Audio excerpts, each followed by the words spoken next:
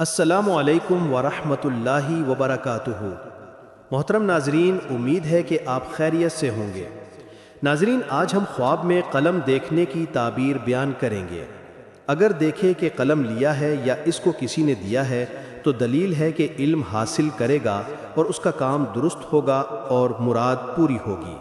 اور اگر دیکھے کہ کچھ قلم سے لکھتا ہے تو اگر وہ لکھا ہوا نیک ہے تو نیکی پر دلیل ہے، اور اگر لکھا ہوا برا ہے تو بدی پر دلیل ہے۔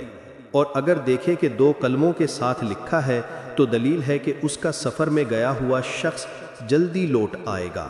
ابراہیم کرمالی رحمہ اللہ نے فرمایا ہے کہ اگر کوئی اپنے ہاتھ میں لکھنے کا قلم دیکھے، اگر اہل علم سے ہے تو دلیل ہے کہ علماء اور صلحاء سے صحبت رکھے گا، اور اگر دیکھے کہ قلم سے کچھ لکھتا ہے اور پڑھتا ہے تو یہ اس کی موت کی دلیل ہے۔ اقرأ کتابک کفا بنفسک اليوم علیک حسیبا، پڑھ لے، لکھا، اپنا تو ہی بس آج کے دن حساب لینے والا ہے اپنے نفس کا۔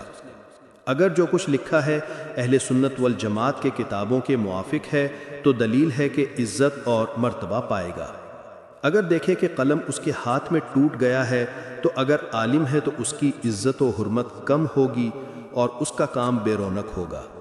اور اگر دیکھے کہ ٹوٹے ہوئے قلم سے لکھ رہا ہے اور اس نے جو کچھ لکھا ہے چوپایوں کے شمار سے ہے یا پرندوں کے شمار سے ہے تو اس کی تعویل اس کی ذات اور صورت اور خاصیت کے مطابق ہوگی۔